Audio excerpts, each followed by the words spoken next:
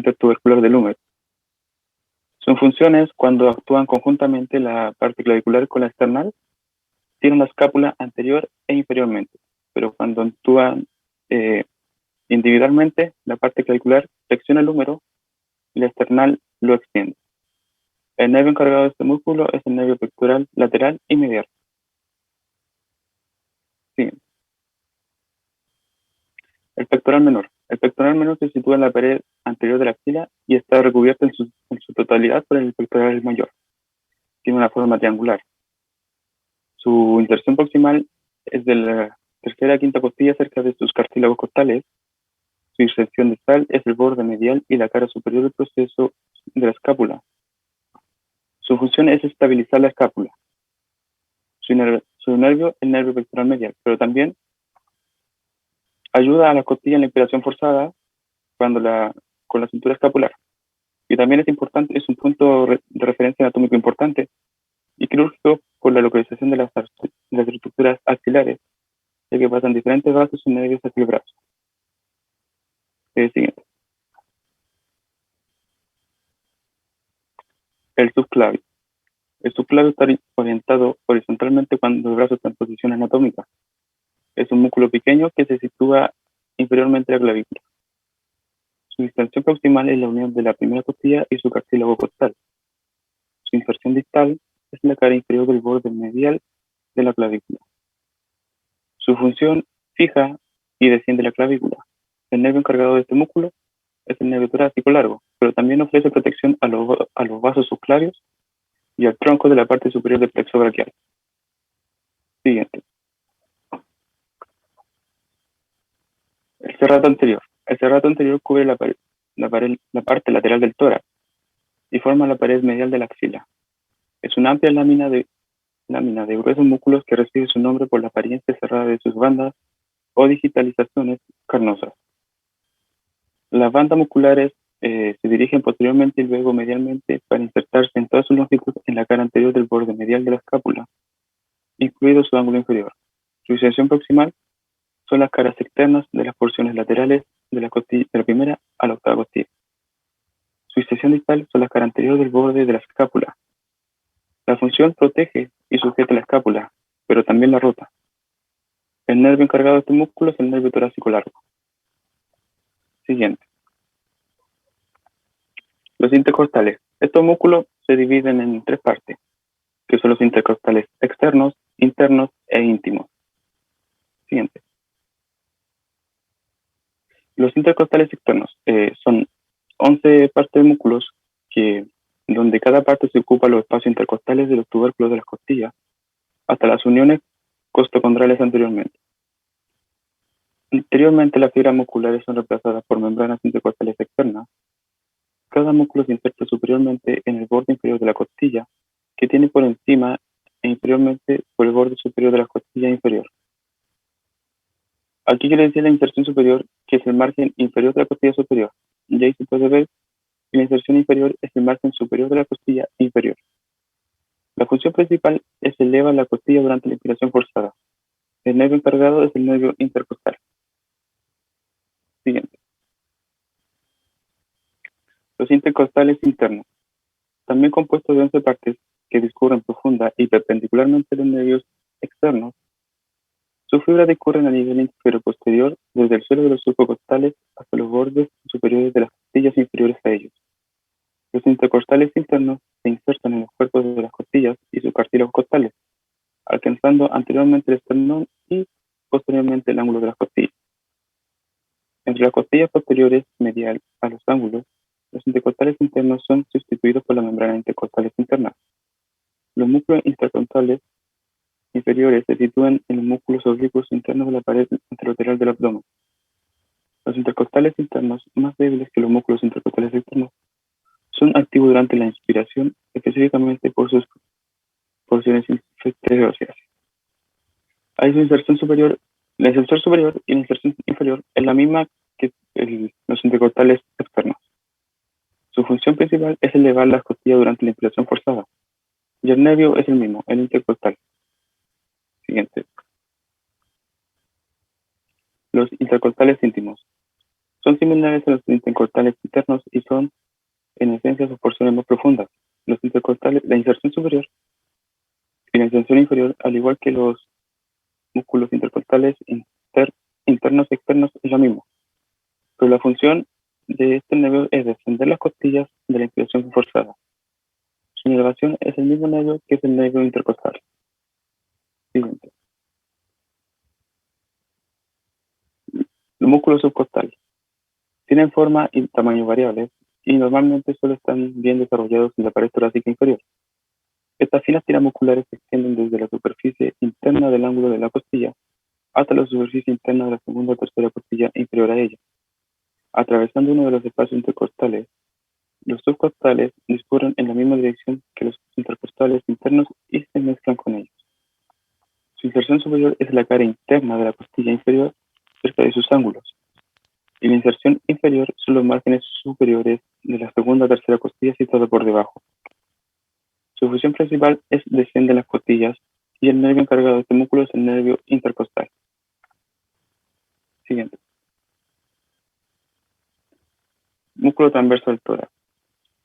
Consta de 4 a 5 tiras que irradian superlateralmente desde la cara posterior de la porción inferior del esternón. Los músculos transversos del tórax, que continúan inferiormente con los músculos del proceso del abdomen en la pared anterolateral del cuerpo. Estos músculos parecen tener una breve función respiratoria y también pueden proporcionar información proprioceptiva. Su inervación superior es la cara posterior de la parte inferior del esternón. La inserción inferior es la cara interna de los cartílagos costales de la segunda a sexta costilla. Su función principal es hacer descender ligeramente las costillas. El nervio encargado es el nervio intercostal. Siguiente.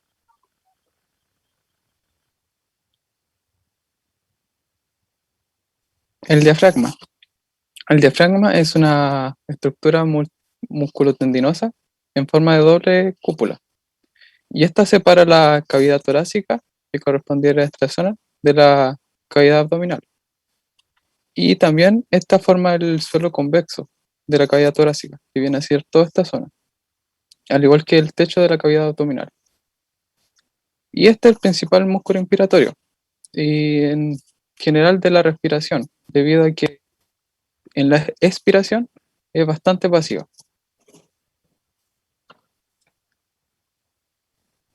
Ya, y aquí podemos ver el proceso de inspirar y expirar. Aquí podemos ver que desciende durante la inspiración, eh, sin embargo, solo mueve su posición central, que vemos que es esta zona. ¿Y por qué? Debido a que como tiene, eh, porque su periferia, eh, como origen fijo del músculo, se une al margen inferior de la caja torácica y vértebras lumbares superiores, por lo cual está fija con las vértebras a los lados y por lo cual solo se mueve esta parte central del diafragma. Y el pericardio. Aquí podemos ver cómo el pericardio descansa en la parte central del diafragma y lo deprime ligera, como se aprecia aquí. Y el diafragma se curva superiormente, como se observa aquí, y forma las escápulas derecha e izquierda, siendo esta la derecha y esta la izquierda. Y Las cúpulas. normalmente la cúpula, perdón, derecha es más alta que la izquierda, debido a la presencia del riñón. Y en el proceso La presencia de del hígado, no del riñón, del hígado. perdón, del hígado, perdón, del hígado, por eso es más alta que la izquierda. Ya, la porción muscular del diafragma. Esta está situada periféricamente, con las fibras que convergen en el centro tendinoso, que viene a ser esta zona, delineadamente blanca. El centro tendinoso no tiene inserciones óseas y está dividido incompletamente por tres hojas. Como se puede observar, igual tiene como una forma de trébol. Y este último, que es el centro tendinoso, está perforado por el foramen de la cava inferior, ¿Qué es esto? De la vena de la cava inferior. Y esto se dividen en 3 porciones: external, costal y lumbar. La porción external formada por 4 bandas musculares que se insertan en la cara posterior del xifoides, que corresponde a esta zona. La porción costal, formada por bandas musculares anchas insertas en los cartílagos costales inferiores y a las costillas adyacentes de cada lado. Como se puede observar, aquí están las bandas musculares anchas y que están unidas al cartílago, a los cartílagos costales inferiores. En la porción lumbar, que se origina en los 2 cercos aponeuróticos, los cuales arqueados mediano y lateral, y las 3 vértebras lumbares superiores forman los pilares derecho e izquierdo. Pilares del diafragma. El diafragma posee estos 2 pilares, el pilar derecho y el izquierdo. El derecho tiene origen en las primeras 3 vértebras lumbares, y es más ancho y largo que el izquierdo, como se puede observar aquí, que no se observa muy bien, pero este es el pilar derecho, corresponde a esta zona. Y el pilar izquierdo tiene su origen en las 2 o 3 vértebras lumbares, que se corresponde a esta zona. Ya. Vasos y nervios del diafragma. Aquí podemos observar cómo las arterias del diafragma se ramifican en la cara superior torácica, sí, e inferior abdominal. Las arterias que irrigan la cara superior del diafragma son las arterias pericardiofrénica y musculofrénica, que se encuentran en esta zona. Pericardiofrénicas, musculofrénicas. Al igual que las venas, hacen esta misma función. Y aquí podemos ver la aorta, que es la que origina también las arterias torácicas internas derecha e izquierda. Y también las venas drenan la cara superior del diafragma, son las venas pericordifrénicas y musculofrénicas, que son aquellas. Antes mencioné las arterias, pero ahora estas son las venas. Y los plexos linfáticos de las caras torácicas, abdominal y del diafragma se comunican libremente. Los módulos linfáticos, difragmáticos y anteriores y posteriores se encuentran en la cara torácica del diafragma, como podemos ver aquí. Linfáticos posteriores. Y aquí podemos observar distintos tipos de módulos y las glándulas que están tendidas a este órgano. Hiatos del diafragma. El diafragma tiene aperturas que permiten el paso de estructuras neurovasculares en el tórax y el abdomen. Y hay un foramen para la vena cava inferior y hiatos para el esófago y la aorta. Ahora como otras aperturas menores.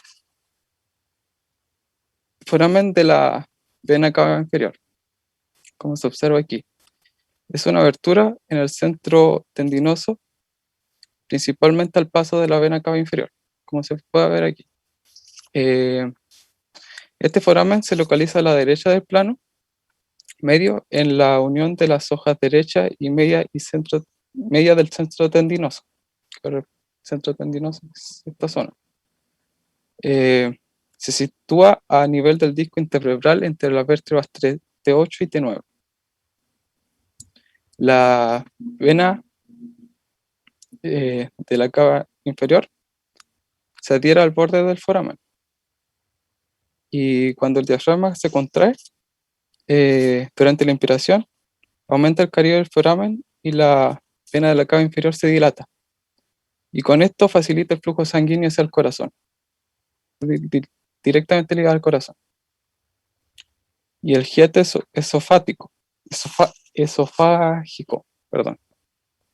Este es un orificio oval para el esófago situado en el muslo del pilar derecho del diafragma al nivel de la vértebra, vértebra 310.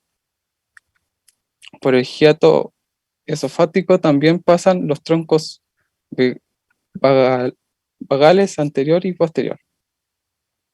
Y eh, este hiato está principalmente formado por las asas musculares del pilar derecho, que antes mencioné, que es un 70%. Y el hiato aórtico es el posterior al diafragma, que se encuentra aquí.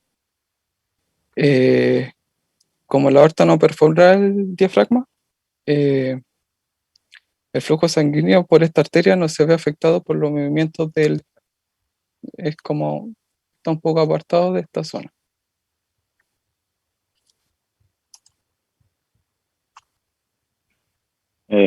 Por ahora, vamos a los músculos del abdomen. Primero que todo, los músculos del abdomen tienen una función muy importante, tanto de protección como de flexión y también de comprimir, sobre todo la espalda y la zona abdominal. Por ejemplo, ahora mismo que nosotros estamos sentados, todos esos músculos están cumpliendo esa función de no tener la espalda, por ejemplo, arqueada. Siguiente, por favor.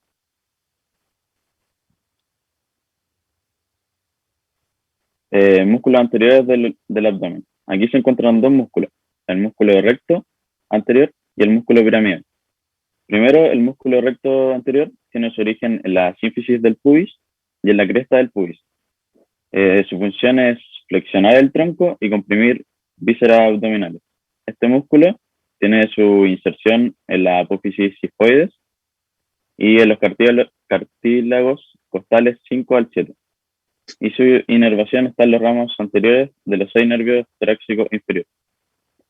El músculo piramidal tiene su origen en el cuerpo del pubis, que está anterior al músculo recto del abdomen, cuya función es tensar la línea alba, que es una línea fibrosa, que se puede ver en la segunda imagen. También tiene su inervación está por el nervio ilio hipogástrico. El siguiente, por favor. El músculos anterolaterales del abdomen. Acá hay tres músculos importantes: el músculo oblicuo externo, el músculo oblicuo interno y el músculo transverso. El músculo oblicuo externo tiene su origen en las caras externas de la costilla de la 5 a la 12, cuya función es comprimir y sostener vísceras abdominales. También tiene la función de flexionar y rotar el tronco. Su inserción también es en la línea alba. En el tubérculo del pubis también tiene una inserción y en la mitad anterior de la cresta ilíaca. Y este músculo tiene su inervación en los ramos anteriores de los 6 nervios torácicos inferiores. El músculo oblicuo interno es similar al externo, solamente que este tiene su origen en la fascia toracolumbar y en los 2/3 de la cresta ilíaca. También la tiene en la mitad lateral del ligamento inguinal. La función de este músculo es la misma que el oblicuo externo, que es flexionar y rotar el tronco, y su inserción son en los bordes inferiores de las costillas 10 y 12. Su inervación tiene una inervación más que el oblicuo externo, que en el oblicuo externo era en los ramos anteriores de los 6 nervios inferiores, pero en este se le agrega uno más, que es el nervio lumbar. Sí, el músculo transverso del abdomen tiene su origen en las caras internas de los cartílagos costales 7 al 12, en la fascia torocolumbar y en la cresta ilíaca, y en el tercio lateral del ligamento inguinal. Su función es comprimir y sostener vísceras abdominales. Su inserción está en la línea alba, pero al contrario del otro, esta línea alba está con la aponeurosis del oblicuo interno, con la cresta del pubis y el pecten del pubis, a través de un tendón llamado tendón conjunto. Y su inervación es la misma que el oblicuo interno del abdomen. Siguiente, por favor. Músculos posteriores del abdomen. Aquí tenemos un músculo que es súper importante, sobre todo en el tema de respiración. Este músculo es el cuadrado lumbar, que su origen es en la mitad media del borde inferior de la costilla 12, como podemos ver en la imagen. Su vértice es en el apófisis transverso lumbar. Su función es extender y flexionar lateralmente la columna vertebral. Y también una cosa muy importante en el tema de la respiración es que este músculo fija la costilla número 12 durante la inspiración. Su inserción es en el ligamento iliolumbar y en el labio interno de las crestas ilíacas. Su inervación es en los ramos anteriores de T12 y los 4 primeros nervios lumbares. Siguiente, por favor. Existen músculos accesorios del abdomen, que en estos músculos es el psoas mayor, psoas menor, el ilíaco y el músculo que forman estos dos músculos, que es el iliopsoas. El psoas mayor tiene su origen en la apófisis transversa de las vértebras lumbares, en los lados de los cuerpos vertebrales T12 y L5, con sus discos intervertebrales correspondientes. Su función tiene dos funciones. Una que es una función superior, que es la de flexionar la cadera, y una función inferior, que es flexionar lateralmente la columna vertebral. Y para esto equilibrar el tronco en posiciones sentadas. Supongo que estamos la mayoría de ahora, ¿no?, aquí conectados. Su inserción es en el tronante menor del fémur y su inervación es en el ramo anterior de los 3 primeros nervios lumbares. El psoas menor tiene su origen en los límites de los cuerpos vertebrales T12 y L5, con sus discos intervertebrales correspondientes. Este tiene también una función de flexionar, pero este flexiona la pelvis sobre la columna vertebral. Tiene su inserción en la línea pectínea y en la eminencia iliopectínea, y su inervación en el ramo anterior del primer nervio lumbar. Para continuar, el músculo ilíaco es un músculo que tiene su origen en los 2/3 superiores de la fosa ilíaca, de la ala del sacro y los ligamentos del sacroiliaco anterior. La función de este músculo es estabilizar la articulación de la cadera, actuando con el psoas mayor. Su inserción abdominal es con el tendón del psoas mayor y su inervación está en el nervio femoral. El iliopsoas tiene su origen en 2 zonas del psoas. Primero, en las caras laterales de las vértebras lumbares y en las caras anteriores de la apófisis transversa, y con sus discos intervertebrales correspondientes. También este músculo tiene la función de flexionar la cadera con aducción y rotación externa, y su inserción en ambas partes confluyen a la altura de la rama iliopubiana y fijándose en el trocánter menor. Siguiente, por favor. Ahora vamos a hablar sobre el canal inguinal, que es una zona de mucha importancia clínica. Primero, tiene una importancia de que es una zona de comunicación entre 2 zonas del cuerpo, que es la parte superior y la parte inferior. Después, la otra importancia clínica que tiene es que tiene una importancia, ya que aquí hay muchas patologías que existen en este canal. Por ejemplo, lo más común son las hernias inguinales congénitas, que es lo más típico que, por ejemplo, le pasan a los hombres, que es mucho más común en hombres. Siguiente, por favor. Músculos del perineo, también se le puede llamar suelo pélvico o o pelvis, que son muy similares, son zonas muy similares. Siguiente, por favor. Estos músculos tienen una importancia reproductiva muy importante, ya que hacen primero la función, por ejemplo, en la mujer, en el trabajo de parto, estos músculos hacen que el bebé salga primero por la cabeza y también tiene una función de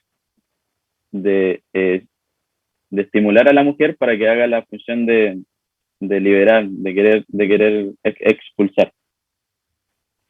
En esta región perineal tenemos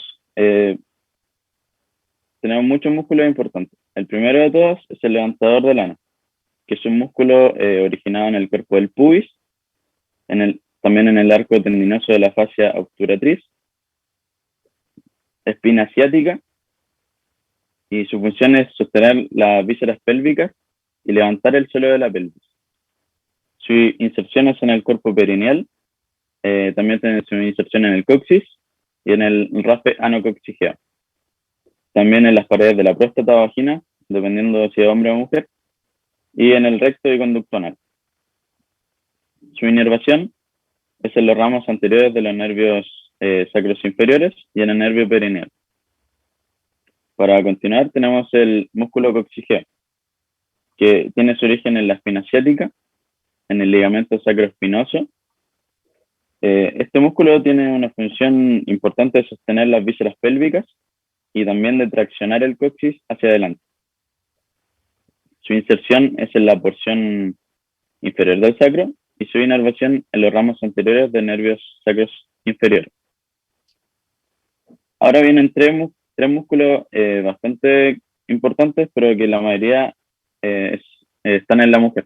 El primero lo tienen tanto hombres como las mujeres, que es el esfínter de la uretra, que tiene su origen en la unión de las ramas inferior del pubis y del isquion, y en las fascias adyacentes. Su función es comprimir la uretra al final de la micción, y en la mujer también comprime la porción distal de la vagina. Su inserción en el hombre es en el raspe medio, frente y por detrás de la uretra. Y en la mujer rodea la uretra, uniéndose a los lados de la vagina. Y su inervación es en los ramos perineales del nervio pudor. El esfínter uretrovaginal está solamente en la mujer. Su origen es en el cuerpo perineal. Su acción principal es la esfínter de la uretra y de la vagina. Su inserción discurre hacia adelante y anteriormente alrededor de la uretra. Y su inervación es en los ramos perineales del nervio pudendo. El músculo compresor de la uretra. Este músculo también está solamente en la mujer y su origen es en la rama isquiopubiana. Y su función también es la esfínter de la uretra. Su inserción es en la cara anterior de la uretra y su inervación es la misma que la del músculo esfínter de la uretra. El músculo transverso del perine. El músculo transverso del perine tiene su origen en la cara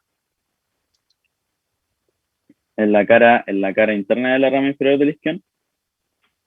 Su función es la de estabilizar este cuerpo perineal y también tiene una función muy importante, tanto para hombres como para mujeres, que es sostener la próstata y la vagina. Su inserción es en el hombre es en el raspe tendinoso central y en el cuerpo perineal, y en la mujer solamente en el cuerpo perineal. Y su inervación es en los ramos perineales del nervio pudendo. Ahora, el músculo bulbo esponjoso es un músculo muy importante, ya que tiene diversas funciones tanto en el hombre como en la mujer. Este músculo tiene su origen en el raspe medio del bulbo del pene y en el cuerpo perineal, por la parte del hombre. Y en la mujer solamente en el cuerpo perineal. Sus funciones principales, por lo menos en los hombres, son comprimir el bulbo del pene, impulsar la sangre hacia el interior del cuerpo del pene, sobre todo durante la erección. También durante la eyaculación elimina la orina y el semen de la uretra. Y en la mujer constriñe el orificio vaginal e impulsa la sangre hacia el cuerpo del clítoris. La inserción de este músculo en el hombre ocurre en la membrana perineal, en el cuerpo cavernoso y en el bulbo del pene. Y en la mujer, en el dorso del clítoris, en la membrana perineal. También tiene su inserción en el bulbo del vestíbulo y en el arco del pubis. Y su inervación es en el ramo profundo del nervio perineal del nervio pudendo. El músculo isquiocavernoso se origina en la porción inferior de la cara interna de la rama isquiopubiana y en la tuberosidad isquiática. Su acción principal es impulsar la sangre hacia el interior del cuerpo del pene o del clítoris durante la erección. Su inserción es en el pilar del pene o del clítoris.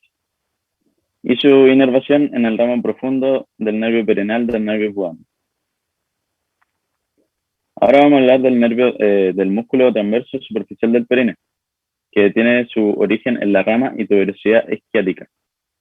La función principal de este músculo es estabilizar el tendón central de la vagina o de lo que constituye ahí.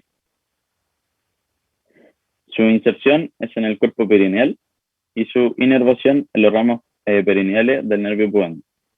Por último, vamos a hablar sobre el esfínter externo del ano, que tiene su origen en el vértice del coxis y en el ligamento ano-coxigeo. Su función es cerrar el ano o el orificio anal. Su inserción es en las fibras más profundas que rodean a este conducto anal. Posteriormente a eso se une al coxis y anteriormente a la porción central del perineo. Y su inervación es en los ramos perineales. Y también tiene una inervación en el rectal inferior del nervio pudendo. Siguiente. Muchas gracias por su atención. Bien, ha sido presentado entonces el tema. Quiero que, por favor, antes de sacar el PPD, me muestren los músculos intercostales, por favor. ¿Quién está manejando ahí el PPD? Vuelva a los músculos intercostales, nada más, una cosa. A los primeros músculos intercostales, que Gabriel abrió.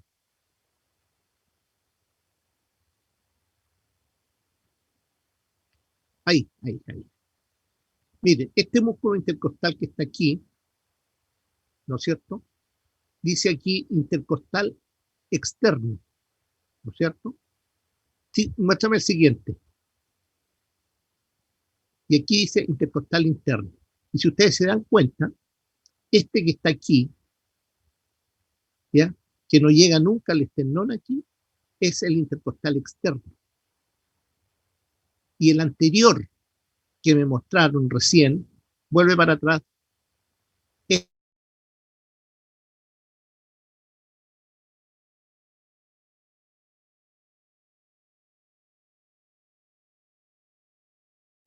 en la posición de la foto. Esta foto corresponde al intercostal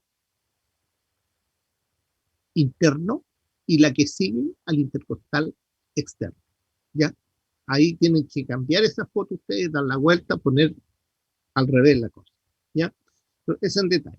Bien, hay varias cosas que el grupo tiene que superar aquí, porque hubieron, por ejemplo, aquí estamos bien, margen inferior, margen superior, levantar las costillas. A ver, sí, muéstrame la otra foto. Eso. Ya. Yo lo fui cambiando margen y no elevar. El borde es margen, el elevar es levantar. Pero ustedes siguieron hablando de elevar, de levantar. Lo otro que hablaron mucho fueron de apófisis. Tienen que acordarse, jóvenes, que ya no usamos esa terminología. Es decir, procesos. Ahora mismo están hablando de las apófisis, ¿no es cierto?, de las vértebras lumbares y de la apófisis. Es decir, no, procesos. Esas son cosas que ustedes tienen que ir cambiando en su mente un poco.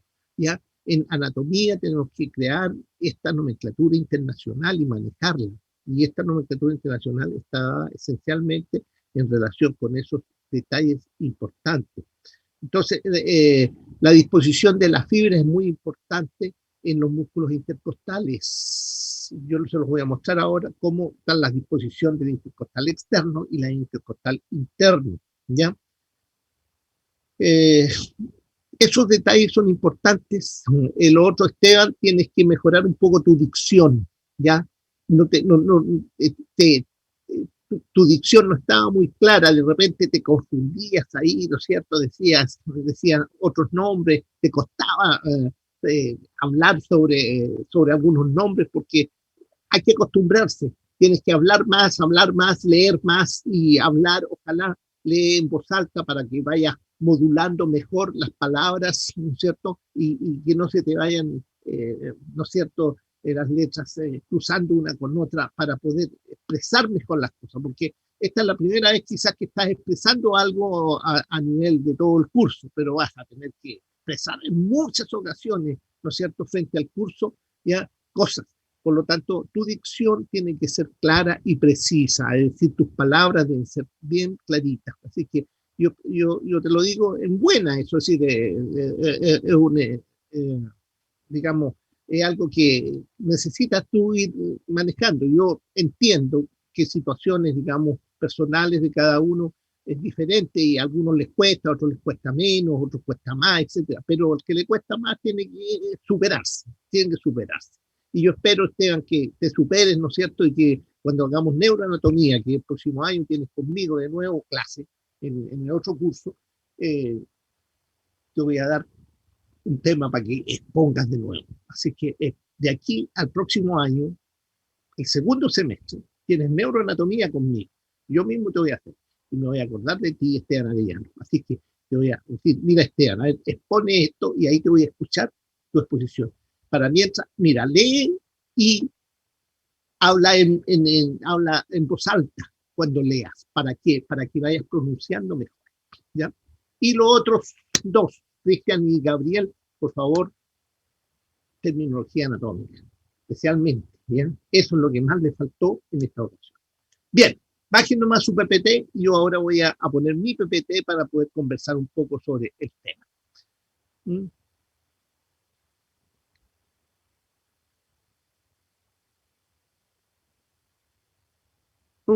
¿Dónde está mi PPT aquí? Todavía no lo tengo abierto. Voy a abrirlo de inmediato.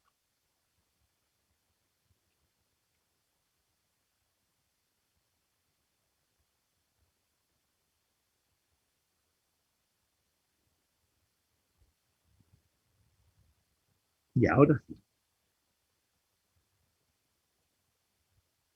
Bien, cuando nosotros estudiamos el cuerpo humano, como lo dijimos al principio, el 45% de nuestro peso son los músculos. Y son músculos esqueléticos, esencialmente lo que estamos estudiando en esta ocasión. Es decir, la gran cantidad, casi la mitad de nuestro cuerpo es músculo esquelético. Y dentro de estos músculos esqueléticos vamos a tener una gran cantidad de músculos que estarían alrededor de qué cosa? De las grandes cavidades que tenemos dentro de nuestro cuerpo. Acuérdense que hay un tórax, que es el que está en la parte superior aquí. En la parte inferior hay un abdomen donde están los mayores órganos de nuestro cuerpo, el hígado, el páncreas, el intestino delgado, hueso, ¿no es cierto?, el estómago, todo eso está metido aquí.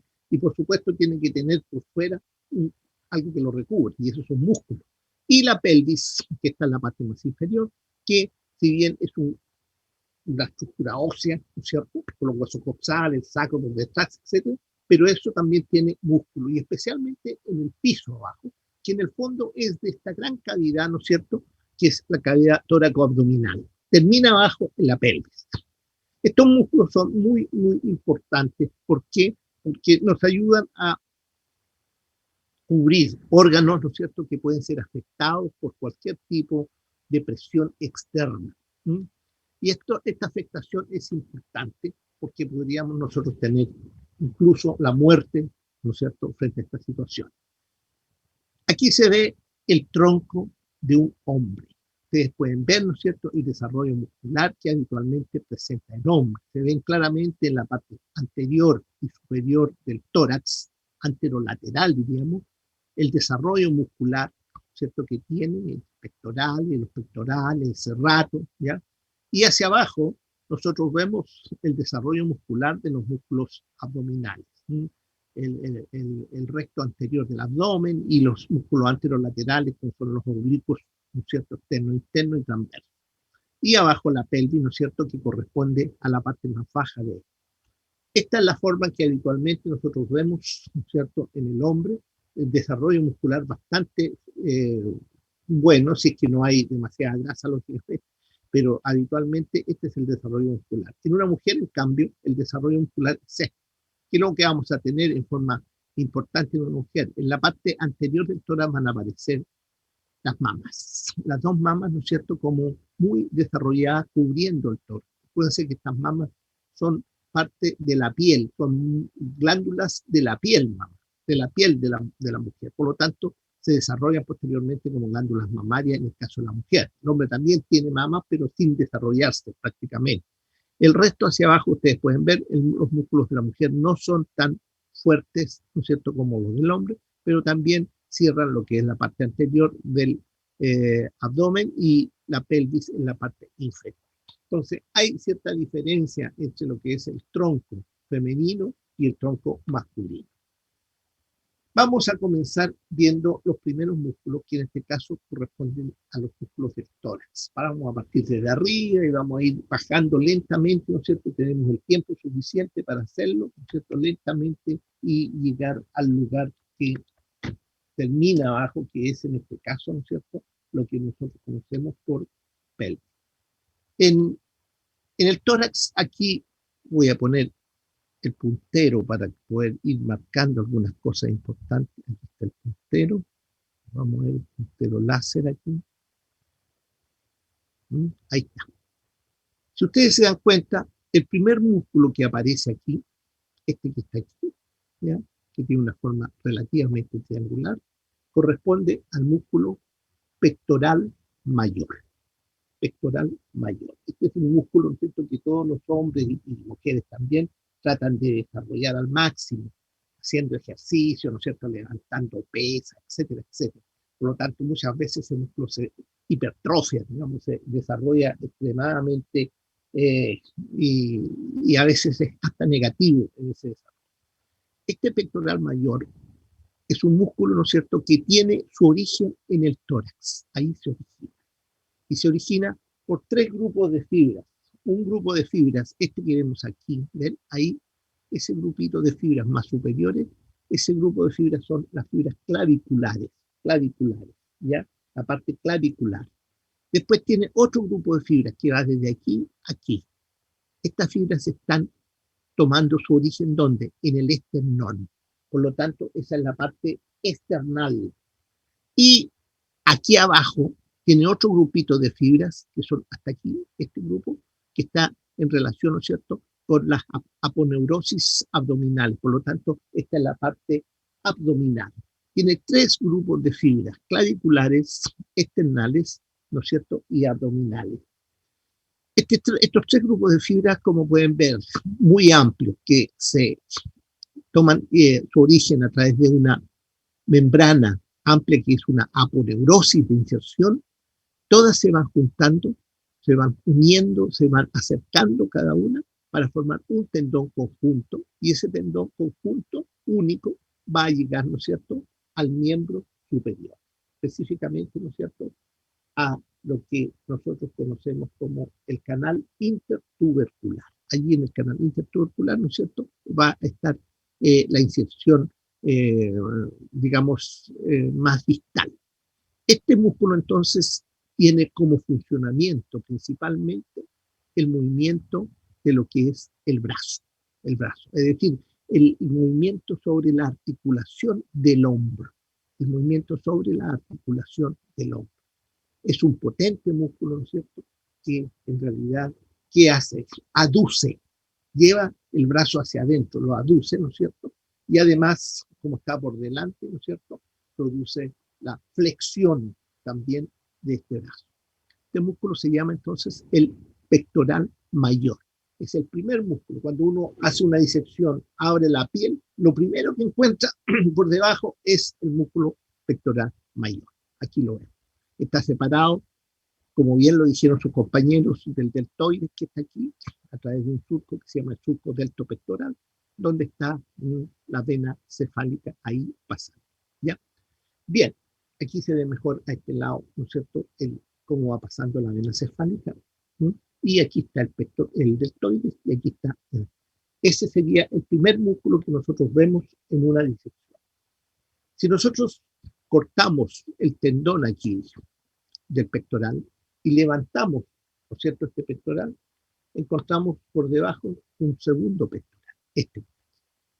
Este segundo pectoral, que lo vemos aquí, es mucho más pequeño, mucho más chiquito, y se denomina, por supuesto, pectoral menor. Pectoral menor. El otro era pectoral mayor. ¿De dónde viene este pectoral menor? Mira, aquí está la primera, segunda, tercera costilla, tercera, cuarta y quinta costilla es el origen de este pectoral menor. Y de allí, ¿dónde? A este proceso. Este proceso se llama proceso coracoides. Al proceso coracoides llega entonces el pectoral menor. El proceso coracoides es parte de la escápula, el hueso de la región posterior del hombro. Por lo tanto, nosotros vamos a tener entonces la unión entre las costillas y la escápula, ¿no es cierto?, el proceso coracoides y la escápula a través de este musculito que se llama el músculo pectoral menor. Su origen está en las costillas y su inserción en el proceso coracoide. Por lo tanto, cuando se contrae, ¿qué hace? Baja el proceso coracoide y ayuda, ¿no es cierto?, a bajar la articulación del hombro. Pero en ocasiones invierte y su origen se hace en el proceso coracoide y su inserción en las costillas. Por lo tanto, cuando se contrae, levanta las costillas. Ayuda a aumentar el tamaño del tórax, por lo tanto, produce inspiración. Entra aire al interior del tórax. ¿Ya? El otro musculito que está en el mismo plano, debajo del pectoral, en un plano más profundo, digamos, pero más superior al pectoral menor, es este chiquitito que está aquí, muy pequeñito, que se llama el músculo subclavio. El nombre lo dice, subclavio, es decir, está por debajo de la clavícula. Toma origen habitualmente, ¿no es cierto?, en lo que es la primera costilla, el cartílago costal de la primera costilla, y todo lo hace en la primera costilla, y de allí se extiende lateralmente para ir a terminar en la cara inferior de lo que es, ¿no es cierto?, esta estructura que es la clavícula, en la parte media de la cara inferior. ¿Cuál es la función? Mantener siempre la clavícula, ¿no es cierto?, en su posición, adosada, ¿no es cierto?, a lo que es el esternón, y baja la clavícula por estar por debajo, ayuda a bajar. Por lo tanto, ayuda a bajar la articulación. Esos dos músculos están por debajo del pectoral. Es decir, nosotros tenemos por arriba este gran músculo que está cubriendo todo, sacamos este músculo y por debajo nos encontramos con estas dos presas. Dos músculos más pequeños, el pectoral menor que está por debajo y el subclavio que está por arriba. Eso es por anterior en el tórax. ¿Ya? Bien, si nosotros ahora nos desplazamos un poco más lateralmente al tórax, ¿qué vamos a encontrar? Este músculo que vemos aquí. Fíjense, este músculo es ubicado en la parte más lateral del tórax. ¿Ya? Los otros eran anteriores, estos son más laterales. Y este músculo más lateral se llama el músculo serrato anterior. Serrato anterior. ¿Por qué serrato? Como lo dijo su compañero, porque tiene como una forma de sierra aquí, ¿no ven? Miren, parecen, ¿no es cierto?, una verdadera sierra. Por eso le pusieron serrato, ¿ya? Y anterior, porque existía, ustedes se acuerdan de la clase anterior, ¿no es cierto?, existían dos musculitos chiquititos atrás que se llamaban los serratos posteriores, superior e inferior. Este está por delante, por eso se llama serrato anterior. También lo podemos dividir en grupos de fibras. Un grupo de fibra superior, ¿no es cierto?, que va a las dos primeras costillas. Después viene un grupo de fibras intermedio, ¿no es cierto?, que corresponde esencialmente a las costillas tercera, cuarta, quinta, sexta, séptima, o sexta o séptima, y las inferiores, que es la séptima y octava, hasta la octava aproximadamente llega. Estos músculos tienen su origen. ¿Dónde? ¿Ya? Se supone que en las costillas. Ahí se origina. ¿Ya? Se supone que en las costillas. ¿Y dónde se inserta? Se inserta en el margen vertebral o medial de la escápula. Es decir, este margen que vemos aquí, ya por dentro de este margen, ¿no es cierto?, se termina el músculo insertándose en todo este margen. Por lo tanto, este es un músculo que tiene una función bastante especial. El primero, tomando como origen una costilla, tira la escápula hacia adelante. Y al tirarla la escápula hacia adelante, ¿qué hace? La mantiene siempre pegada al tórax. La escápula está adosada al tórax. ¿Ya? Cuando hay una parálisis de este músculo, porque el nervio, ¿no es cierto?, se corta o por cualquier otro motivo, la escápula inmediatamente se separa del tórax, ¿ya? Y se levanta en el margen medial. Eso se llama escápula alada. Ustedes van a ver muchas personas, ¿no es cierto?, cuando sacan la camisa, cuando sacan la camiseta, ustedes ven la espalda y van a ver que la escápula sobresale hacia afuera. Esa es una escápula alada, ¿ya? También cuando toma como origen la escápula, puede levantar las costillas, puede aumentar el diámetro transversal de las costillas, ¿no es cierto? Esencialmente, aumentando, ¿no es cierto?, el espacio interior del tórax. Eso hace entonces que este músculo podría eventualmente, especialmente las fibras inferiores, ¿no es cierto?, al levantar las costillas, participar en la inspiración. Ahora, las fibras medias se dicen que cuando se contraen, estarían contrayendo un poco el tórax, por lo tanto, participan más en la expiración. Por lo tanto, estas fibras del músculo serrato anterior, localizadas lateralmente, son, ¿no es cierto?, muchos grupos que van a tomar como origen, digamos, las costillas y como inserción el margen, ¿no es cierto?, medial de lo que es la escápula. Ese sería el otro músculo que vamos a tener en torno, ¿cierto?, a lo que es el tórax por fuera. Estamos viendo exteriormente, superficialmente. Entonces, superficialmente tenemos el pectoral mayor, por debajo el pectoral menor, por arriba el subclavio, y por lateral el músculo serrato anterior. Bien, si nosotros seguimos nuestro recorrido, aquí vemos otra figura del mismo músculo serrato anterior. Aquí va el nervio torácico largo, que es el nervio, ¿no es cierto?, que le da la inervación. Y aquí vemos las fibras superiores, ustedes pueden ver, las fibras medias y el grupo de fibras inferiores que ven acá en la parte media.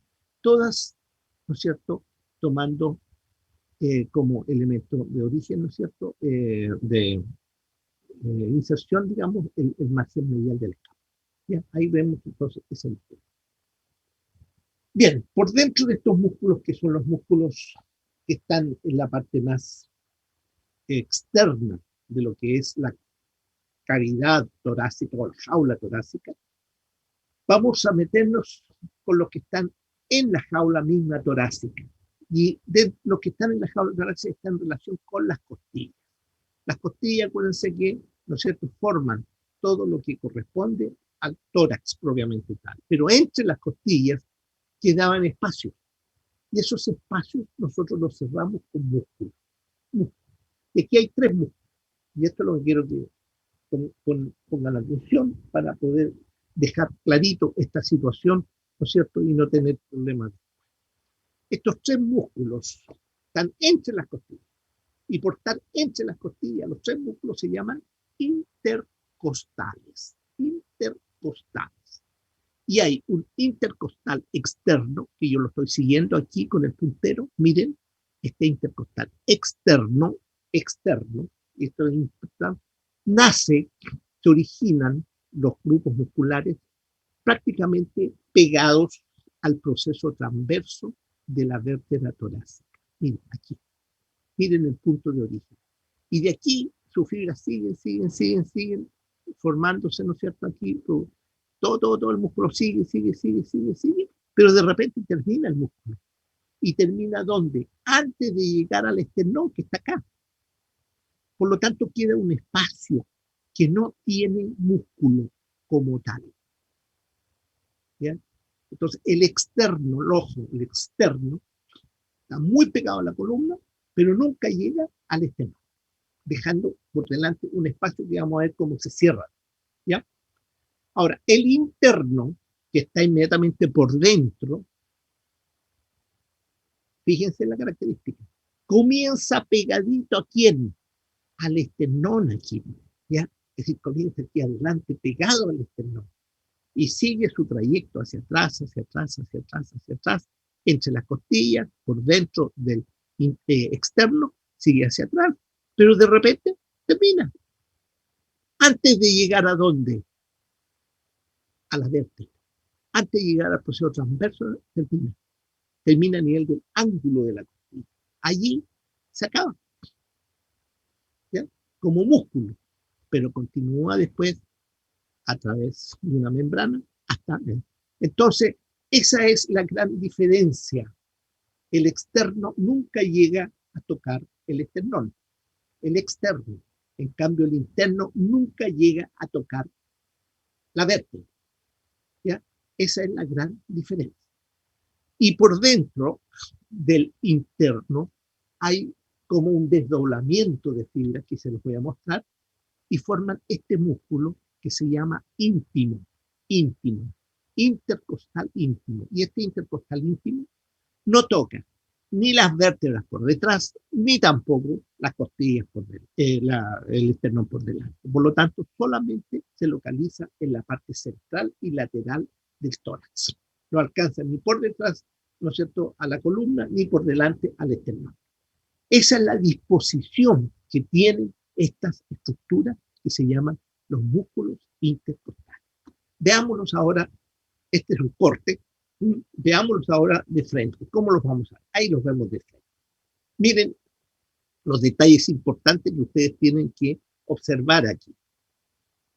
Veamos esta figura primero, la que está al lado izquierdo de ustedes en la pantalla.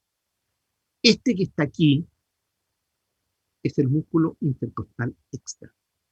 Miren el detalle importante. ¿Qué dirección tienen las fibras de este músculo intercostal externo? ¿Qué dirección tienen? La dirección que tienen, lo mismo se ve acá también, el músculo intercostal externo, la dirección que tienen las fibras es cuando nosotros nos metemos la mano al bolsillo del mismo lado. Por ejemplo, yo aquí tengo mi bolsillo y me meto la mano a mi bolsillo. Miren aquí, me estoy metiendo la mano al bolsillo así, ahí. Miren los dedos cómo quedan. Esa posición, ¿se dan cuenta? Esa es la posición del músculo intercostal externo. Sus fibras van hacia adelante y hacia abajo, hacia adelante y hacia abajo. Entonces, es importante ese detalle que ustedes puedan manejarlo para que no se olviden de la posición de la fibra. Ahora, estas fibras que se originan en la costilla que está arriba y se insertan en la costilla que está abajo, y así, la de arriba y el de abajo, la de arriba y el de abajo, en todos los espacios. Pero sus fibras siempre van como cuando nos metemos la mano al mismo bolsillo, al mismo lado de la mano, al bolsillo, ¿no es cierto? Esa es la posición. Ahora, aquí podemos visualizar un detalle importante. Estas fibras terminan justo aquí. Más o menos se dice que terminarían, no las más superiores, pero las de la mitad hacia abajo, en la articulación entre el cartílago costal, ¿no es cierto?, y la costilla. Pero nunca llegan al esternón. Por lo tanto, este espacio que está aquí, que aparece sin músculo, se completa ¿con qué cosa? Con esta membrana que vemos aquí a este otro lado. Esta membrana es la que completa, se continúa, ¿no es cierto?, hasta el esternón. Esta membrana se llama membrana intercostal externa. Membrana intercostal externa. Por lo tanto, a través de la membrana se completa el cierre, ¿no es cierto?, de este músculo intercostal externo. ¿Qué pasa con el músculo intercostal interno ahora? Aquí lo vemos por dentro, ahí está el músculo intercostal interno, ¿se dan cuenta? ¿Dónde comenzó? ¿Dónde comenzó? Aquí lo vemos también, ahí está este que está aquí, es el intercostal. Comenzó pegadito, ¿a qué cosa? Al esternón, ¿se dan cuenta? Comienza pegado al esternón y sigue su trayecto hacia atrás, por dentro del externo. Pero cuando llega o se acerca a la parte posterior, miren dónde va terminando. Ahí termina, ¿lo ven? Ahí está, este que está aquí es el músculo intercostal interno. Termina a este nivel. ¿Qué significa eso? Significa que nunca llega ¿a dónde? A la columna vertebral. Por lo tanto, queda un espacio allí atrás. Y ese espacio que queda atrás se continúa con una membrana. Y esa membrana se llama membrana intercostal interna. Interna. La interna entonces está por detrás y la externa está por delante. Ahora, en relación a la disposición de sus fibras, dijimos, ¿no es cierto?, que el externo es cuando nosotros nos metemos la mano al bolsillo a este lado, así, al mismo lado de la mano. Bueno, el externo es esta posición. Entonces, ¿cómo es la del interno? Es cuando esta misma mano nosotros la cambiamos al bolsillo del otro lado. Fíjense cómo me quedó la mano en el bolsillo del otro lado. En esta otra posición me quedó la dirección de mis dedos. ¿Se dan cuenta? Esta es la dirección de mis dedos para el músculo intercostal interno y esta es la dirección de mis dedos para el músculo intercostal interno. Por lo tanto, las fibras de los dos músculos intercostal externo e interno se cruzan así, como en X, ¿ya? Eso es importantísimo.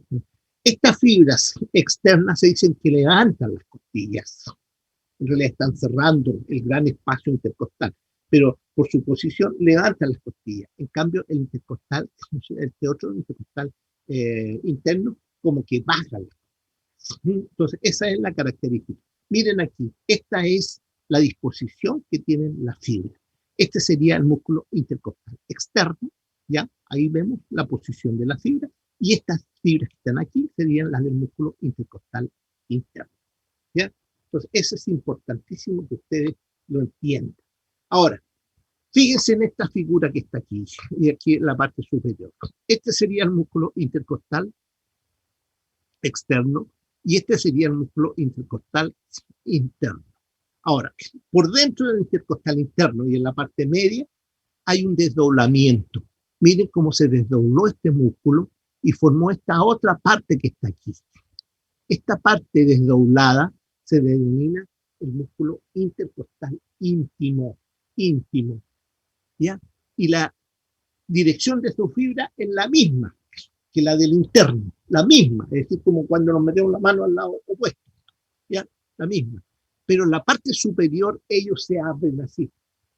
Y al abrirse así, entre medio de ellos, ¿qué queda? Un espacio. Y en ese espacio va ubicado, ¿qué cosa? La vena, la arteria y el nervio intercostal. Miren aquí, aquí está perfectamente localizado. Aquí está la costilla, aquí está el surco inferior de la costilla y aquí vemos la vena, la arteria y el nervio.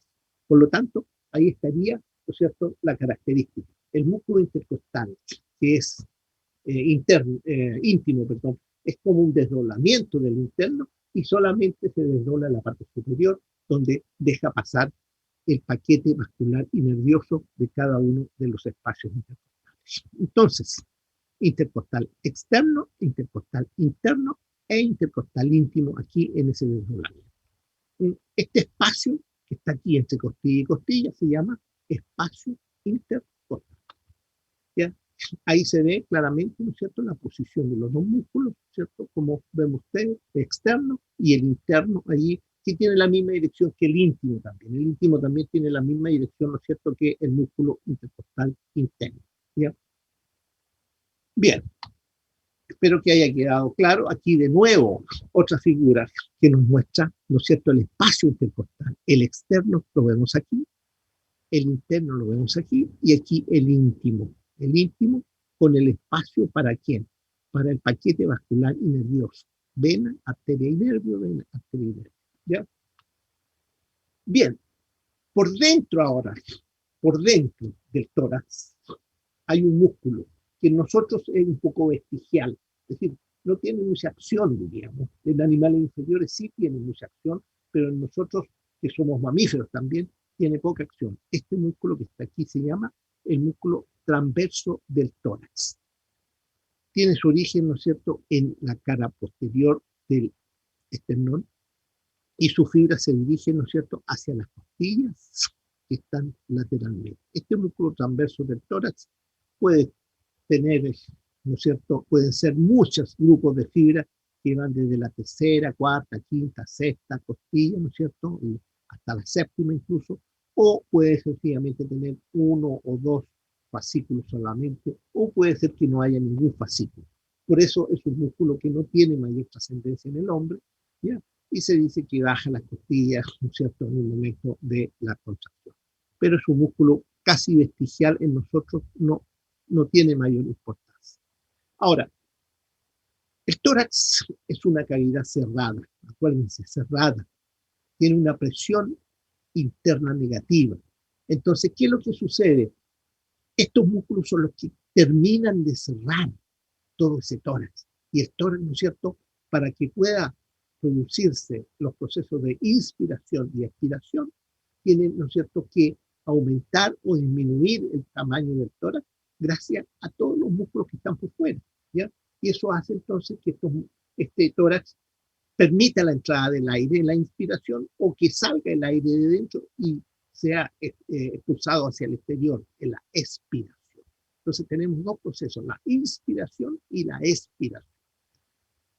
En relación a esos procesos vamos a ver algunas cosas interesantes. También en la parte inferior, los músculos, especialmente los músculos intercostales íntimos, son más largos, ¿no es cierto?, que son dependencia de los intercostales internos, y en vez de ir de una costilla a otra, saltan, ¿no es cierto?, una costilla a la subsiguiente costilla, y así sucesivamente. Estos grupos que van de la sexta costilla hacia abajo se denominan músculos subcostales, porque son músculos, ¿cierto?, que estarían en esa zona donde realmente saltan.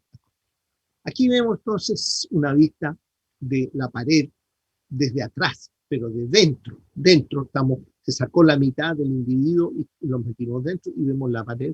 Esta sería, ¿no es cierto?, todo el tórax visto desde atrás y todo el abdomen.